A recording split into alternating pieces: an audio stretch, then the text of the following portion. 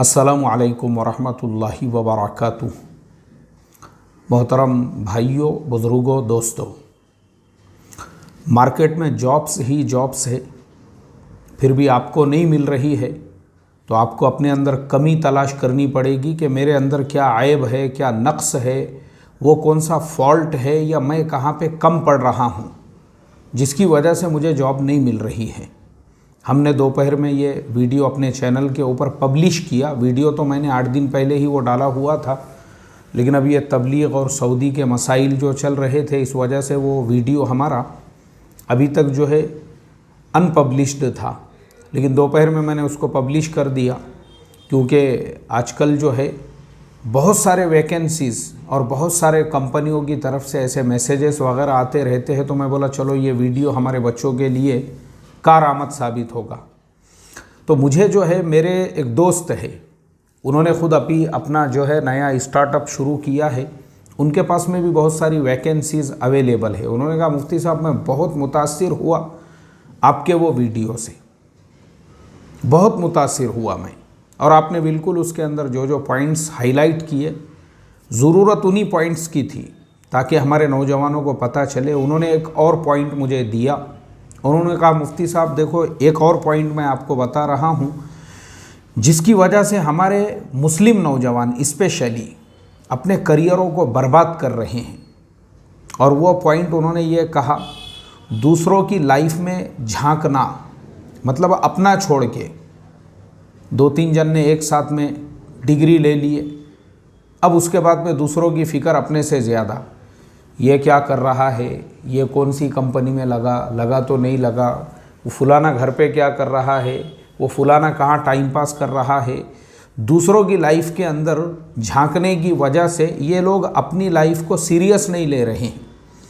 और मुझे जब उन्होंने ये बात कही तो मुझे ख़ुद एक वाक़या याद आया, जो अभी लॉकडाउन के टाइम का एक वाक़या मुझे ख़ुद को याद आया कि ऐसे जो लोग होते हैं जिन्हें अपने से ज़्यादा दूसरों के ज़िंदगी की फ़िक्र होती है कि उसने नई गाड़ी लिया तो कहाँ से लिया, उसने नया शूज़ ख़रीदा तो कहाँ से ख़रीदा, वो तरक्की कर रहा है तो कहाँ से कर रहा है। ऐसे जो लोग होते हैं, पहला प्रॉब्लम तो ये होता है, ये घर बैठे डिप्रेशन के पेशेंट बनते हैं, ये घर बैठे हाइपरटेंशन के पेशेंट बनते हैं, ये घर बैठे ब्लड प्रेशर के पेशेंट बनते हैं। ज़बरदस्ती अपने हाथों से ये बग़ैर पैसा खर्चा किए कि ये सारी बीमारियों के शिकार बनते हैं बैठे बैठे।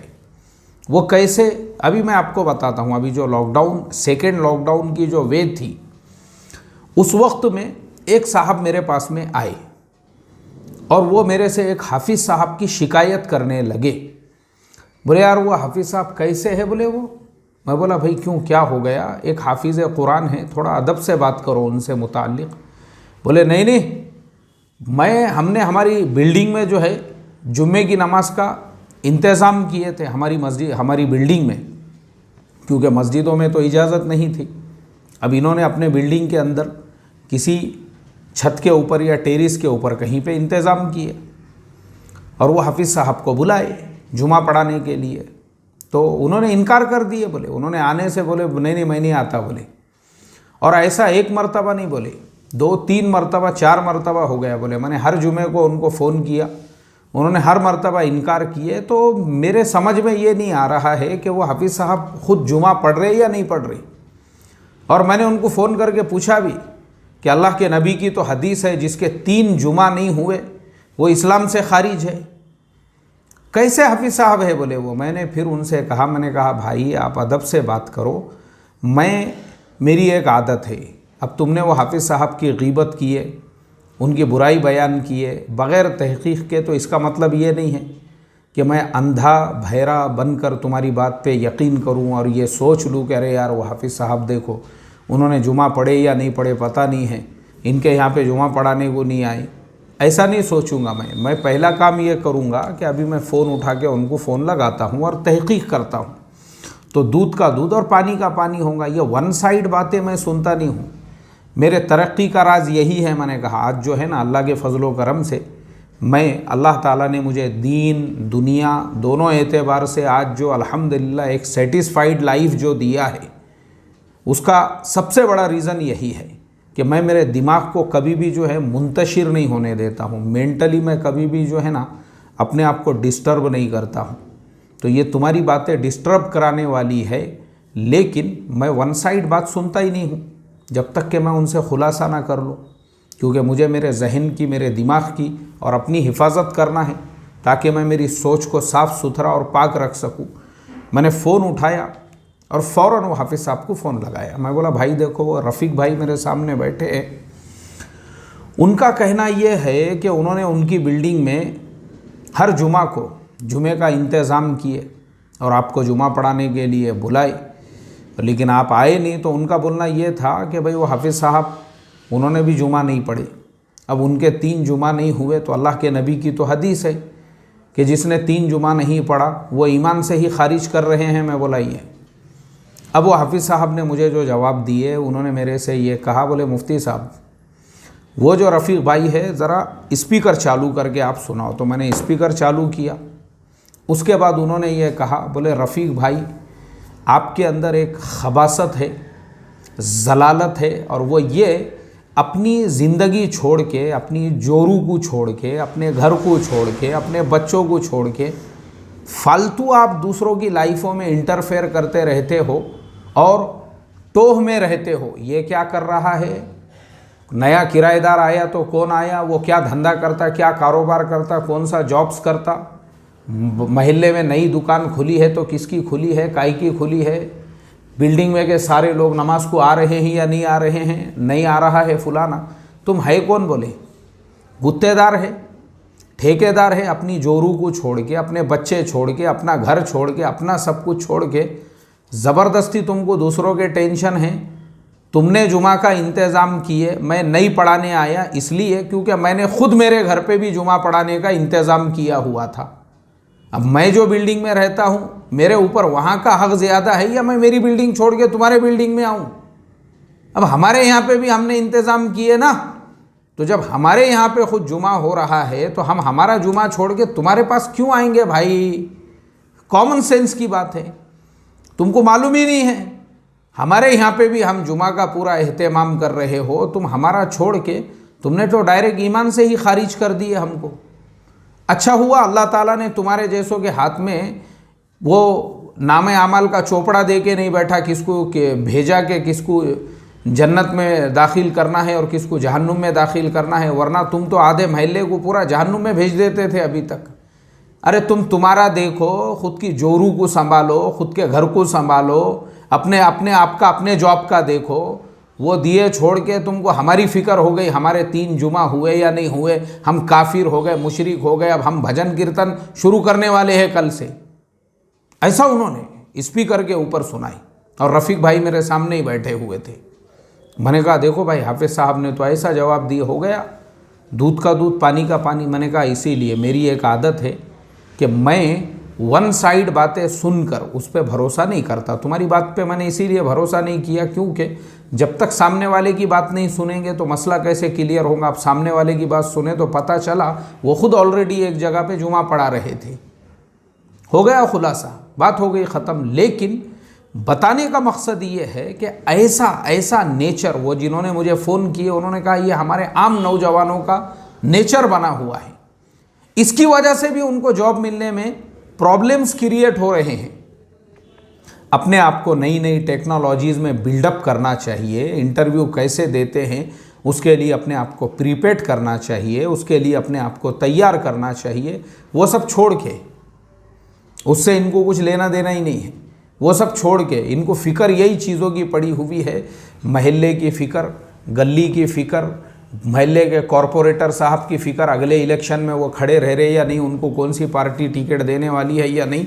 ये हमारा बहुत बड़ा प्रॉब्लम है।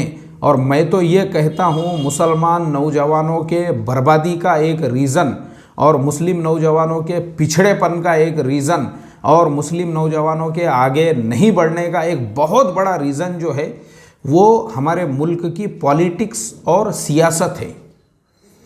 नौजवान तो दो छोड़ के जो स्कूल में पढ़ने वाले बच्चे हैं उनके भी दिमागों के ऊपर एरिया के कॉरपोरेटर, अगले इलेक्शन, नगर परिषद, अरे काय के लिए भाई। और इसका रीज़न जो है घर के माँ बाप है।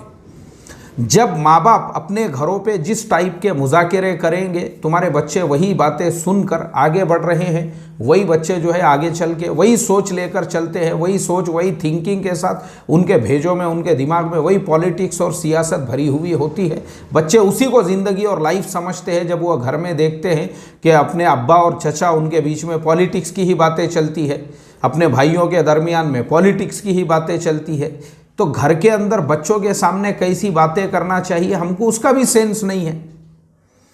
और मैं इस बात का गवाह हूँ, मैं खुद इस बात का गवाह हूँ। मैं खुद ये बात जो है आपको डंके की चोट पे बोल सकता हूँ कि सिर्फ ये सियासत, गली मोहल्ले और गाँव की सियासत की वजह से मैं खुद एक नौजवानों की एक बहुत बड़ी तादाद को जानता हूँ जिनके करियर बर्बाद हो गए।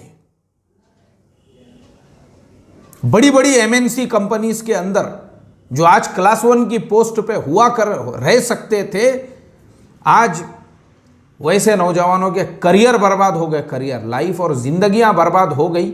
और आज वह वही अपने गलियों और महलों के अंदर पड़े हुए हैं। मैं खुद गवाह हूं भाई, मैं खुद ऐसे एक नौजवानों की बहुत बड़ी तादाद को जानता हूं। गली महल्ले गाँव की पॉलिटिक्स और सियासत ने उनके करियर, उनकी ज़िंदगियों को बर्बाद कर दिया। अल्लाह हिफाजत फरमाए। इसीलिए ये दूसरों की इसमें पढ़ना, अपने करियर को सीरियस नहीं लेके, फिर ये ऐसे बच्चे कहीं इंटरव्यू, हम बोलते हैं जॉब नहीं मिल रही, जॉब नहीं मिल रही, और फिर गांव में आके बोलते हैं यहाँ वो हो रहा है, क्या बोलते हैं उसको, जातिवाद हो रहा है और पॉलिटिक्स। ये आपकी मेंटल बीमारी है। जो जॉब देने वाला है वो खुद मुसलमान है। उसने अपना स्टार्टअप शुरू किया और उसने मेरे से कहा, बोले मुफ्ती साहब 35 लड़कों के इंटरव्यू के बाद मैंने एक का सिलेक्शन किया। और ऐसे मेरे अभी और बहुत रिक्वायरमेंट है 35 के इंटरव्यूज़ के बाद। क्यों? काबिलियत ही नहीं है, टर्रापन, और इसी में अपनी लाइफ बर्बाद किए और सीखे नहीं गांव के अंदर इंग्लिश में किस तरह से अपने आप को इंट्रोड्यूस करना चाहिए, इंटरव्यू में क्या बोलना चाहिए, आप कैसे होना चाहिए, मालूम ही नहीं है। और उसका रीज़न ये भी है, बोले घरों का माहौल, माँ बाप को ख़ुद को भी मालूम नहीं है। अल्लाह हिफाजत फरमाए। मोहतरम दोस्तों, जैसा मैंने बताया ना, घर में जैसे मुज़ाकरे होंगे बच्चों के दिमाग पे वैसे असरात पड़ेंगे। यही रीज़न है हमारे बच्चों का।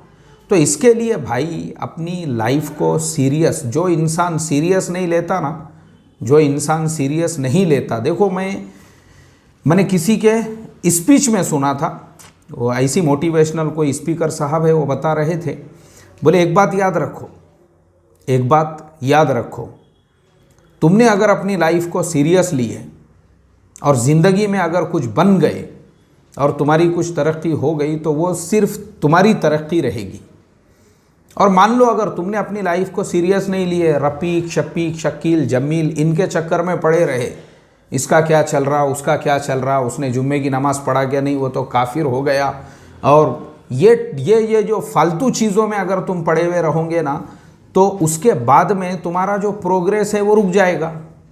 अब तुम्हारा प्रोग्रेस रुक गया, तुमको सैलरी नहीं मिल रही है, आगे चल के तुम गरीब बन गए, तुम पिछड़े हुए रह गए, तुम्हारे बच्चे तुमको कोस रहे हैं, गालियाँ दे रहे हैं कि बुड्ढे ने साले ने सब अय्याशी करके अपनी ज़िंदगी गुजार दिया, हमारे लिए कुछ नहीं किया, और तुमने ज़िंदगी में अपने कुछ भी नहीं किए, तो उसके ज़िम्मेदार भी तुम खुद रहने वाले हैं, दूसरा और कोई इंसान नहीं रहेगा।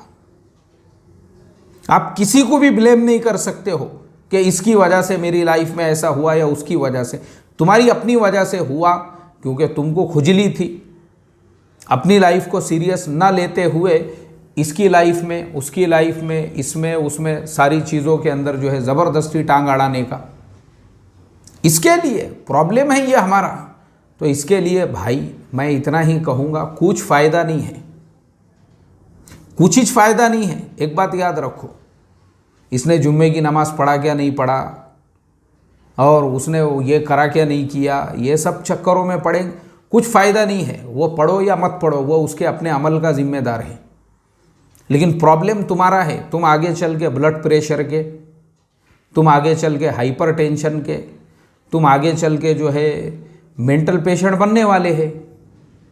अगर मेंटल पेशेंट नहीं बनने का है तो हमारे और भी ऐसे कुछ बयानात, यानी ऐसे हमारे असबाक हैं जो हमने ऐसे ही अपने आप को डेवलप करने, करियर के बारे में किए हुए हैं, उसको सुनो। और हमारे अलावा भी, मैं तो बोलता हूँ हमारे अलावा भी जितने लोगों ने आपको मोटिवेट करने के लिए, बहुत सारे लोगों के जो बयानात है, जैसे हमारे दीनी एतबार से भी है, आप सुनिए मुफ्ती तारिक मसूद साहब के बयानात है, उनके अलावा डॉक्टर इसरार अहमद साहब के बयानात है, उनके अलावा और भी बहुत सारे आपको मिलेंगे जिससे आपके अंदर जो है ना एक रूहानियत भी पैदा होंगी और कुछ करने के लिए पॉजिटिविटी भी आपके अंदर आएगी। ऐसे बयानात सुनो ना आप, आपको किसने मना किया? अपनी लाइफ को सीरियस लेते हुए। लेकिन ज़बरदस्ती अगर आप फालतू चीज़ों में पड़े रहे तो वही होगा वो जो मेरे दोस्त ने बताया। 35 लड़कों के इंटरव्यू लिया बोले उसमें मैंने, और सिर्फ एक का सिलेक्शन किया। कौन जिम्मेदार है बताओ? अल्लाह हिफाजत फरमाए। अस्सलामु अलैकुम वरहमतुल्लाहि वबरकातुहू।